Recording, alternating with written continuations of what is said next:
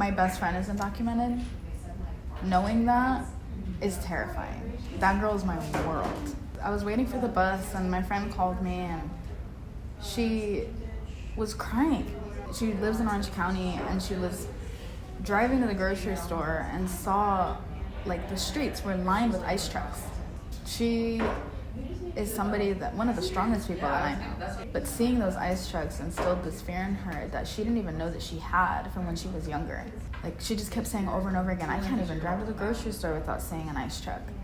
That is horrifying. Well, it's definitely increased the level of anxiety and fear, which is understandable. I mean, even amongst ourselves who work in the field every day, we've tried to counterbalance that with information so people feel more empowered and know that we actually do have rights, and we also do have ways that we can communicate to oppose what the administration is trying to do. They can't do a lot of the things that they say they want to, and we've kind of been involved in helping to educate the USF community, myself and Professor Bill Hing. Unfortunately, the questions that we're getting at many community meetings that we're holding, we've held a dozen. What we're finding out is also some people are worried about being arrested by ICE and their kids are going to come home from school and the parents won't be there. We have to guide them on creating family plans, but the Immigrant Legal Resource Center has family preparedness plans in Spanish and English.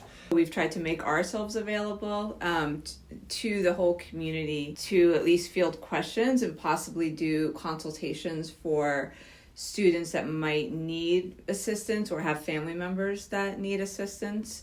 So I think that the school has done a good job in at least showing support for the need to protect our community and give information to the community in the event of a possible enforcement action by ICE. There are so many different ways that people are showing resistance right now. There are protests after protests of people having the courage to speak up about themselves and having the courage to put themselves in the spotlight regardless of their status.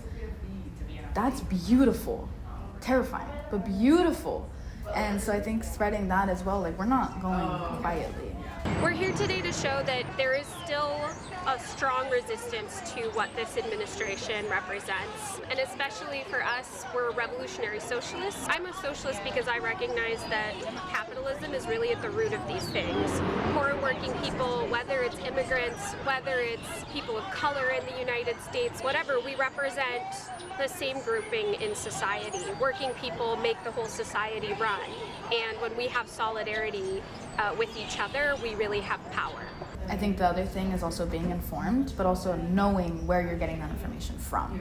Social media is amazing for getting information out there, but what information are we distributing? Yes, it gets the information out there, but making sure that that information is accurate, making sure that it's not just instilling more fear. There are resources out there. The biggest one is the Know Your Rights cards. They're everywhere. There's screenshots of them. You can have them on your phone. I know personally, as one as president, we have them here at the Luna desk. You see 4th floor. Luna has been doing a lot of work in that.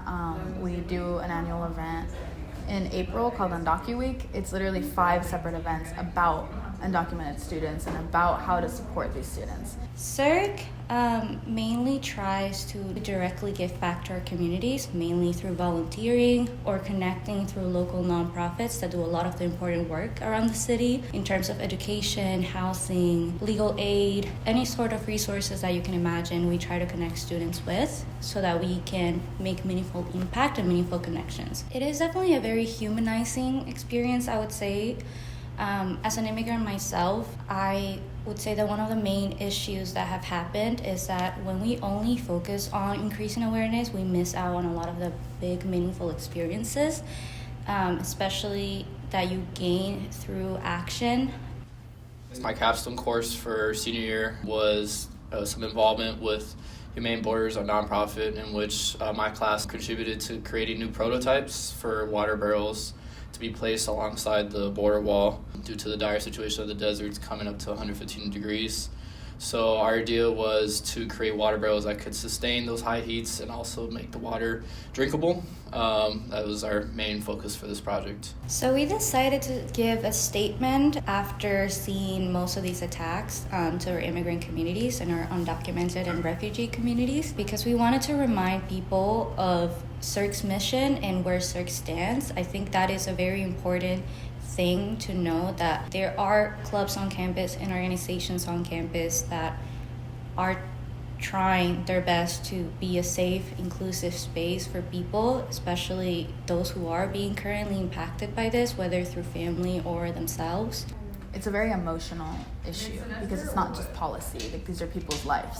These people that are at risk are our family, they're our friends, they're people who have shaped our lives for the better, and there are people that mean so much to us. And quite literally in real time, people are in really dire situations, and manual labor and assistance and volunteering is, in my opinion, the utmost priority at this point, regardless of your political stance. So whether you believe or not that migrants should come into the country or not, that was really not the focal point. The idea was that humanitarian work helps all people, and it's just the human is the main focal point.